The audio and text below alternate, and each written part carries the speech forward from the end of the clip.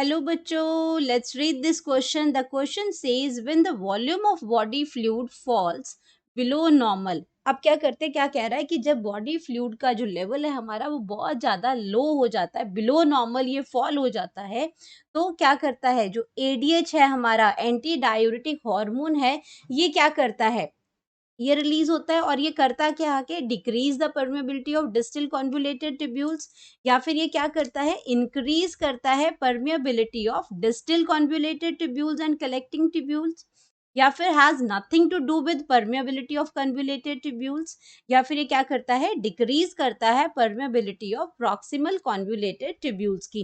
तो ये चारों में से एडीएच क्या करता है, किसके साथ, कहाँ पे परमेबिलिटी को इंक्रीज करता है या फिर ये डिक्रीज करता है. तो हम बात करते हैं सबसे पहले अपने कॉन्सेप्ट की कॉन्सेप्ट है इसमें हमारा कि function of ADH, function of ADH, ADH की बात करते हैं. अब ये एडीएच आपको पता है आपकी फुल फॉर्म क्या है एडीएच की, तो एडीएच को हम बोलते हैं एंटी डाययूरेटिक हार्मोन. एडीएच की अगर मैं फुल फॉर्म दूं तो ये क्या है, anti diuretic, anti diuretic hormone. इसी हार्मोन को हम क्या करते हैं, एंटी डाययूरेटिक हार्मोन को ही हम वैसोप्रेसेंस भी बोलते हैं, क्योंकि ये वेसल्स को कंस्ट्रिक्ट करती है. और ये करती क्यों है, जब हमारा ये रिलीज क्यों होता है, जब हमारा क्या, हमारा जो बॉडी फ्लूइड है वो क्या करता है, जब हमारा बॉडी फ्लूइड फॉल हो जाता है, body fluid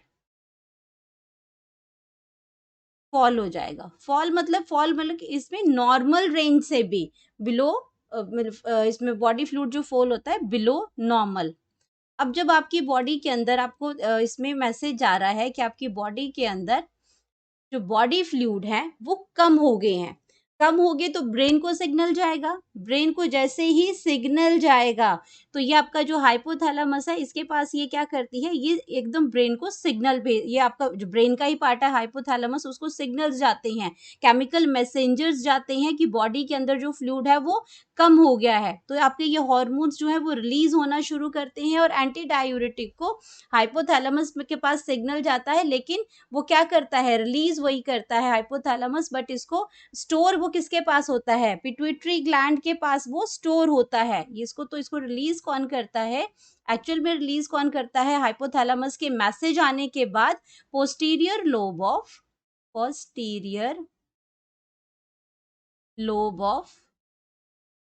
pituitary gland.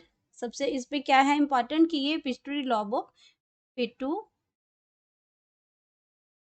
Pituitary gland जो है वो इसको स्क्रीट करती है एडीएच को.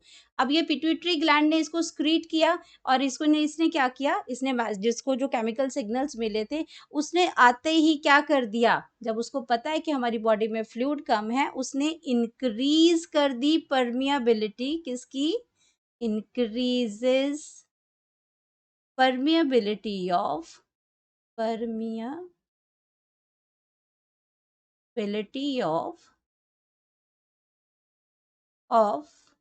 डीसीटी की, उसने किसकी इंक्रीज की, परमेबिलिटी ऑफ किसकी, डिस्टल कॉन्वुलेटेड ट्यूब्यूल की. मतलब उसको हम शॉर्ट फॉर्म में लिख सकते हैं डिस्टल कॉन्वुलेटेड ट्यूब्यूल यानी कि डीसीटी की, और उसने साथ में किसकी की, कलेक्टिंग कलेक्टिंग ट्यूब की भी.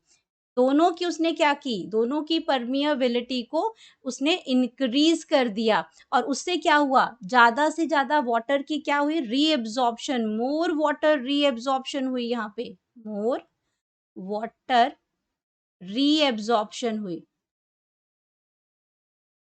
मोर वाटर रीएब्जॉर्प्शन हुआ यहाँ पे, क्योंकि जितनी ज्यादा परमेबिलिटी डीसीटी और सीटी की पार्ट करेंगे. एक्चुअल में ये डीसीटी और सीटी क्या है, ये पार्ट ऑफ, ये ट्यूबुलर पार्ट ऑफ नेफ्रॉन है. अगर हम बात करते हैं इनकी तो ये क्या है, ये ट्यूबुलर पार्ट ऑफ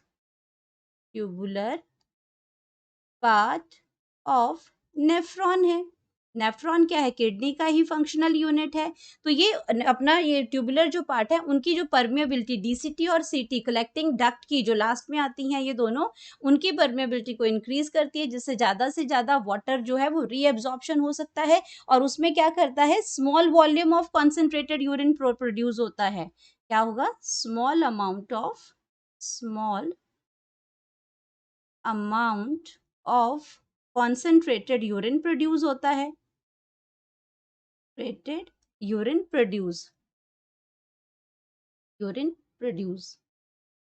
तो जितना ज़्यादा ये यूरिन का जितने कम अमाउंट में यूरिन प्रोड्यूस होगा, उतना ही वाटर लॉस हमारा बचता रहेगा क्योंकि यही कारण था बॉडी फ्लूइड कम हो रहे थे, तो यूरिन के फॉर्म में भी वाटर क्या हो रहा था, बहुत सारा एक्सक्रीट हो रहा था, तो उसको सेव करने के लिए एडीएच आया और एडीएच के बाद उसने क्या किया, इंक्रीज़ कर दिया permeability of DCT and CTT. तो हमारे पास जो करेक्ट ऑप्शन बनता है, वो बनता है ऑप्शन नंबर 2 कि एडीएच ने क्या करता है, इंक्रीज़ करता है permeability of distal convoluted tubule and collecting tubules. तो अब इसमें बाकी सारे ऑप्शंस जो हैं वो उसके रॉन्ग हो जाते हैं ये डिक्रीज़ नहीं करता है, वाटर एब्ज़ॉर्प्शन को बढ़ाता है, तभी बढ़ाएगा जब ये परमिएबिलिटी को इंक्रीज़ करेगा, तो ये ऑप्शन गलत है।